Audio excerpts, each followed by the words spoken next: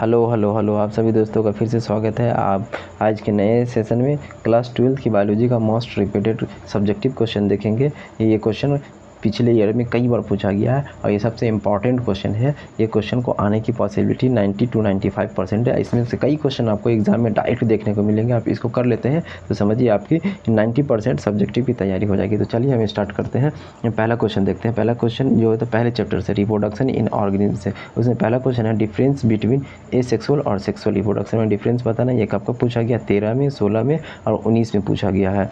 अब दूसरा क्वेश्चन को देखते हैं कि दूसरा क्वेश्चन है डिफाइन जाइगोट। जाइगोट को डिफाइन करना है, उसके इंपॉर्टेंस को बताना। ये 14 में, 17 में, 20 में पूछा गया। तीसरा क्वेश्चन है why is reproduction essential for organism, कि ऑर्गेनिज्म के लिए रिप्रोडक्शन क्यों ज़रूरी है। ये क्वेश्चन देखिए 10 में, 15 में और 21 में पूछा गया है। ये बहुत इंपॉर्टेंट क्वेश्चन है, ये क्वेश्चन आने की पॉसिबिलिटी है। चलिए अब अगला क्वेश्चन देखते हैं। अगला क्वेश्चन क्या है? अब दूसरे चैप्टर से देखते हैं sexual reproduction in flowering plant से। इसमें सबसे पहला का और सबसे इंपॉर्टेंट क्वेश्चन है double fertilisation. What is double fertilisation, उसको एक्सप्लेन करना है, उसका डायग्राम बनाने। देखिए ये 12 में, 15 में, 18 में और 20 में पूछा गया क्वेश्चन है और ये 2026 में पूछने की मोस्ट प्रोबेबिलिटी है। ये क्वेश्चन आ सकता है क्योंकि हर 2-3 साल के गैप पे ये क्वेश्चन पूछा गया है। चलिए अब अगला क्वेश्चन देखते हैं।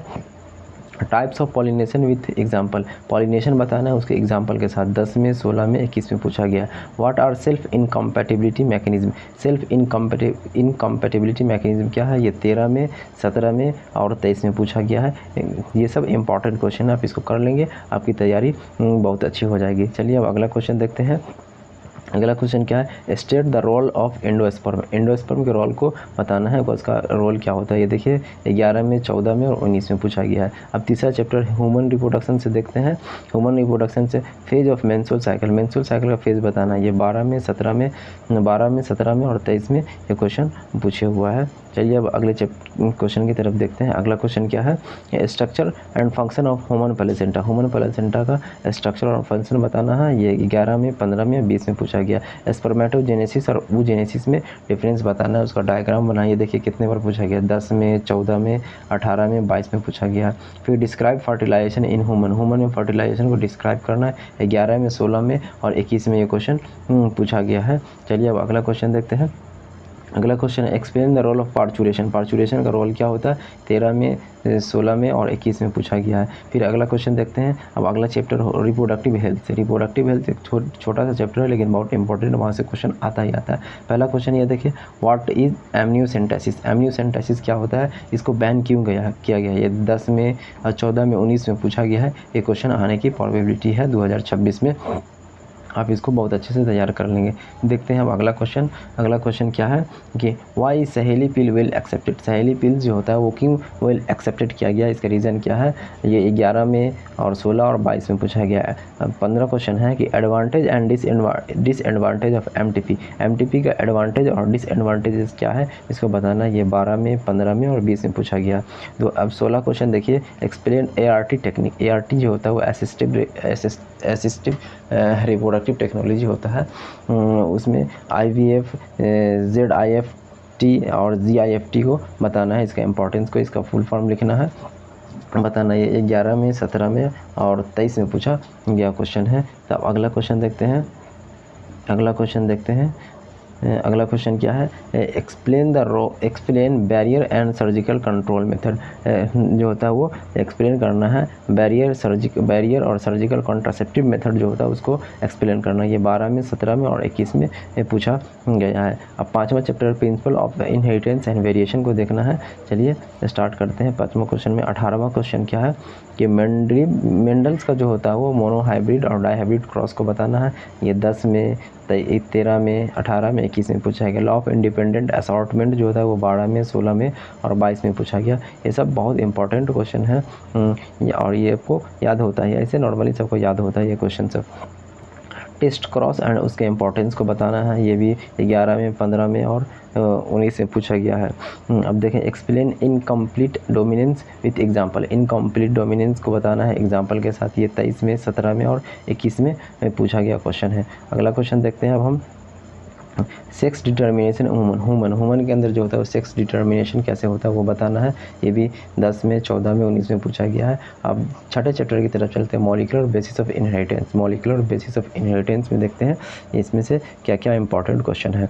सबसे पहला क्वेश्चन यहाँ है mechanism of DNA replication. DNA replication का मैकेनिज्म बताना है। ये देखिए 10 में, 14 में, 18 में और 23 में पूछा गया है।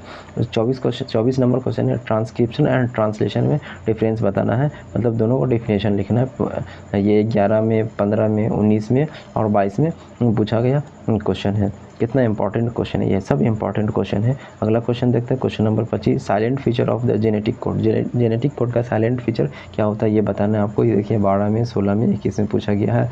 26 नंबर क्वेश्चन है structure of tRNA and its role. TRNA का स्ट्रक्चर बनाना है और उसका रोल को बताना है। ये 23 में, 17 में और 20 में पूछा गया है। ह्यूमन जीनोम प्रोजेक्ट का सिग्निफिकेंस को बताना है, उसका क्या सिग्निफिकेंस था। 13, 17, 20 में ये क्वेश्चन सब पूछा गया है। काफ़ी इंपॉर्टेंट क्वेश्चन सब है।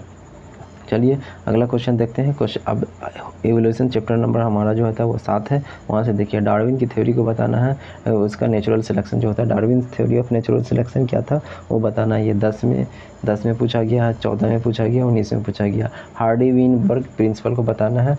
ये कब पूछा गया है, 11 में, 16 में और 21 में पूछा गया। ये क्वेश्चन सब है, काफ़ी इंपॉर्टेंट क्वेश्चन है, हाईलाइटेड टॉपिक सब है ये। देखिए अगला क्वेश्चन है क्वेश्चन नंबर 3। क्वेश्चन नंबर 30 है कि fossils evidence for evolution. Evolution के लिए फॉसिल्स एविडेंस क्या होता है उसको बताना है। 12 में, 15 में, 20 में पूछा गया है। Adaptive radiation with example. Adaptive radiation क्या होता है उसका एग्जाम्पल बताना है। 13 में, 17 में और 22 में ये क्वेश्चन रिपीट किया गया है। देखिए अगला क्वेश्चन देखते हैं कि origin of life on earth. Earth के ऊपर जो होता है वो लाइफ का किस तरह से ऑरिजिन होगा। ऑपेरेन और हल्डन की थ्योरी क्या है, जो एक्सपेरिमेंट किया था वो एक्सपेरिमेंट का आपको बताना है। ये 11, 18 और 23 में पूछा गया। अब देखेंगे ह्यूमन हेल्थ एंड डिजीज से कौन से इंपॉर्टेंट क्वेश्चन बनते हैं। अब देखते हैं सबसे पहला काउज है cause and prevention of AIDS. AIDS का काउज क्या है, उसको प्रिवेंट कैसे कर सकते हैं। 10 में, 14 में, 19 में ये क्वेश्चन पूछा गया। Life cycle of Plasmodium. Plasmodium malaria जो होता है उसमें उसके लाइफ साइकिल को बताना है। उसके लाइफ साइकिल को बताना है। ये था क्वेश्चन नंबर 34। अब देखते हैं क्वेश्चन नंबर 35 क्या है, cause and prevention of cancer. Cancer के काउज को और प्रिवेंशन को, मतलब कैंसर कैसे होता है और उसे कैसे बच सकते हैं उसके बारे में बताना है। 2012 में, 2017 में, 2022 में क्वेश्चन पूछा गया है। क्वेश्चन नंबर 36 है इम्यूनिटी जो होता है, इनेट एंड एक्वायर्ड इम्यूनिटी क्या होता है, दोनों का डिफिनेशन बताना है। 10 में, 15 में और 20 में पूछा गया। क्वेश्चन नंबर 37 है वैक्सीनेशन एंड इम्यूनाइजेशन में क्या डिफरेंस है, दोनों का डिफिनेशन क्या होता है। ये 11 में, 16 में और 21 में ये क्वेश्चन पूछा गया है। रिपीटेड क्वेश्चन है, ये क्वेश्चन से बहुत रिपीट होता है और सब ये हाईलाइटेड टॉपिक है, मतलब हाईलाइटेड टॉपिक है अपने चैप्टर का, ये हाईलाइटेड टॉपिक है। देखते हैं अब अगला क्वेश्चन। ये जो होता है वो 9वां है चैप्टर है strategy for enhancement in food production.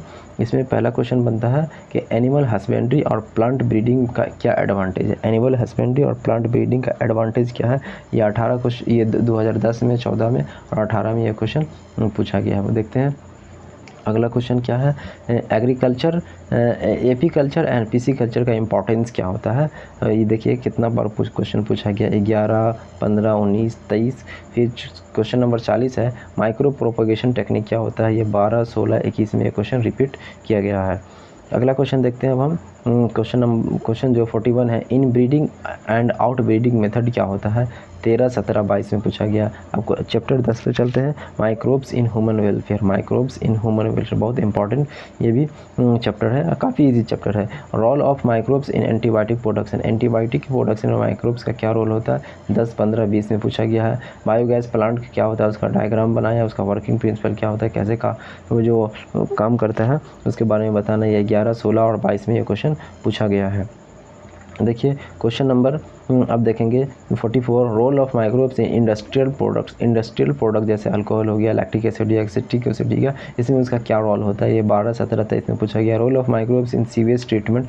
Sewage treatment में माइक्रोब्स का क्या रोल होता है। ये 13, 18, 21 में क्वेश्चन पूछा गया है। अब देखेंगे हम क्वेश्चन नंबर क्वेश्चन नंबर 46 अब चैप्टर जो आ गया है वो हमारा आ गया है चैप्टर 11 है बायोटेक्नोलॉजी प्रिंसिपल एंड प्रोसेस जो होता है step in recombinant DNA technology. RDNA technology को जो बनाया जाता है रिकॉम्बिनेंट डीएनए टेक्नोलॉजी का स्टेप क्या होता है, स्टेप को लिखना। ये 10 में 14 में 19 में क्वेश्चन रिपीट किया गया है।